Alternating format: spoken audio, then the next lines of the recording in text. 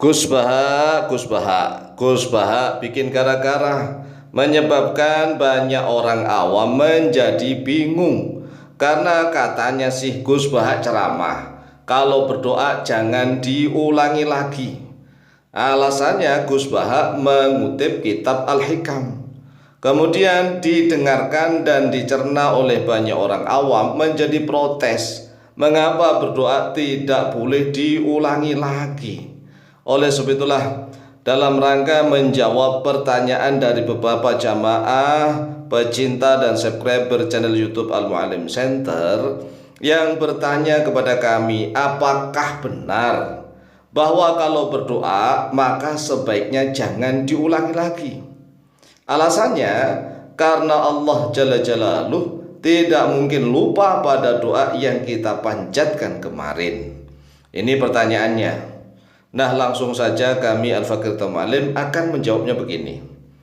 Perhatikan nih jawaban kami. Likulli maqamin maqalun wa likulli maqalin maqamun. Ad-du'a'u fis sholati yuqarraru fi kulli sholatin. Yang artinya begini. Likulli maqamin maqalun. Bagi setiap tempat kedudukan memiliki tempat pembicaraan yang berbeda. Walikulli maqalin maqamun, dan bagi setiap tempat pembicaraan maqamun memiliki tempat kedudukan yang berbeda. Apa maksudnya? Begini, kalau kita berbicara itu hendaklah sesuai dengan kadar akal orang yang kita ajak bicara.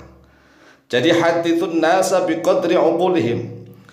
Hadithu an-nasa, berbicara kepada manusia ala qadri uqulihim, di atas kadar akal mereka.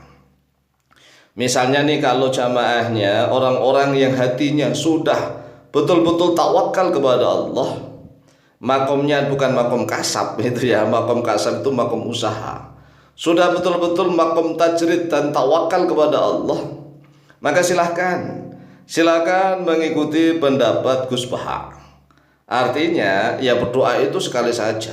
Malu kalau diulang-ulang, malu kepada Allah. Nah, kalau bagi kebanyakan orang awam, apakah salah berdoa diulang-ulang? Tidak salah. Tidak salah, justru menjadi baik. Mengapa? Karena doa di dalam sholat itu selalu diulang-ulang di dalam setiap kali sholat. Coba kita renungkan. Di dalam sholat sendiri lugotan, ya itu kan ad-du'a. As-sholatu lugotan ad-du'a. Sholat itu di dalam makna bahasa adalah doa. Nah, rangkaian doa di dalam sholat itu ternyata selalu diulang-ulang setiap kita kali sholat. Contohnya gini, surat Al-Fatihah As-Sab'ul Mathani. As-Sab'ul Mathani ini 7 ayat yang diulang-ulang. Yukarraru, yaitu karraru tu'atu wa tukarraru. Surat Al-Fatihah itu kan separuhnya memuji kepada Allah, separuhnya lagi berdoa memohon kepada Allah. Tapi doanya bersifat umum, ya kan? Sifat umum, tidak khusus. Nah, ternyata setiap kita sholat, kita wajib membaca surat Al-Fatihah.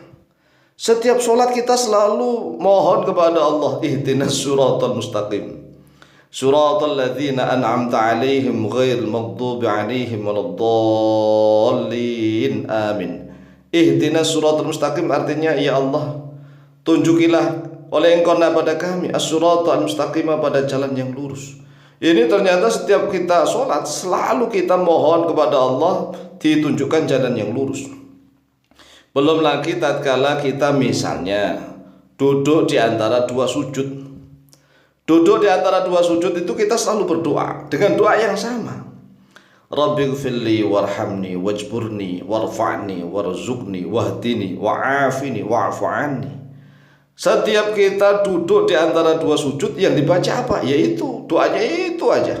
Baik itu sholat fardu maupun sholat sunnah. Ini kan menunjukkan bahwa doa itu boleh diulang-ulang. Bahkan ada yang fardu seperti surat Al-Fatihah.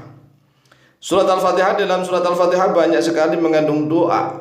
Fardu dibaca setiap kali sholat, baik itu sholatnya sholat fardu maupun sholatnya sholat sunnah. Nah, coba bayangkan.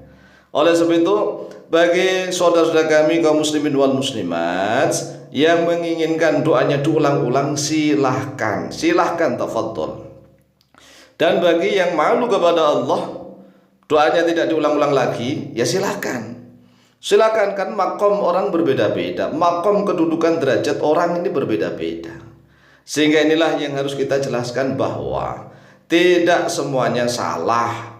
Kalau doa itu diulang-ulang tidak salah semua, tidak. Nah, mungkin yang dimaksudkan oleh Gus Baha adalah doa itu adalah khusus. Doa khusus misalnya nih, tatkala kita umroh atau haji, kan berdoa di tempat-tempat yang mustajab.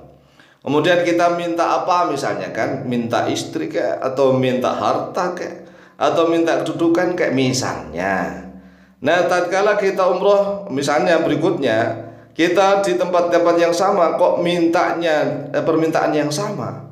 Itu mungkin nggak usahlah, kita minta yang lain saja. Kenapa? Dulu saat saya umroh saya mintanya ini, sekarang saya akan minta yang lainnya.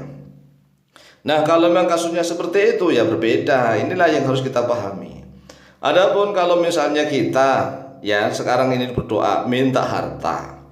Minta harta itu kalau bisa selalu diulang-ulang. Selalu diulang-ulang doa itu sampai mendesak kepada Allah.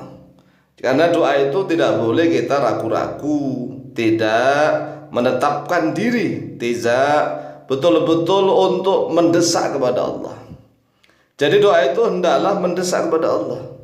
Maksudnya bagaimana? Begini, kalau misalnya pagi kita minta harta, siang minta harta, sore minta harta, pagi lagi minta harta, sore, siang, terus turun minta harta, itu mudah sekali dikabulkan oleh Allah. Berbeda dengan doa itu malah macam-macam ya. Analoginya begini, tapi Allah nggak bisa dianalogi dengan makhluk loh ya, nggak bisa. Allah itu maha segala-galanya. Tapi kalau kita analogikan, kita kiaskan dengan manusia yang lemah ini, contohnya begini, kalau seorang anak itu pagi minta sepatu misalnya, siangnya minta tas, malamnya itu minta jalan-jalan, itu berbeda-beda permintaannya. Justru orang tua itu jengkel gitu. Tetapi orang tua memiliki manusia kan keterbatasan. Kalau Allah kan tidak terbatas. Manusia bisa minta apa saja yang banyak bisa. Hanya saja ada berdoa kalau bisa itu diulang-ulang, tikror, diulang-ulang sampai terkabul. Nah, setelah terkabul ya minta yang lainnya begitu. Minta yang lainnya, setelah dikabulkan minta lagi yang lainnya. Nah, kalau sudah diberikan kok minta lagi yang itu, ya namanya nggak tahu malu. Kan sudah diberikan, masa minta lagi. Nah, misalnya kalau seandainya minta istri, tambah istri lagi boleh, tambah lagi. Itu kan boleh, namanya minta tambah. Robbi zidni, ya kan, Robbi zidni, wahai Tuhanku tambahilah aku. Inilah jawaban singkat dari kami, semoga manfaat dan barokah. Lebih dan kurangnya mohon maaf. Wallahu ta'ala a'lamu bishawab.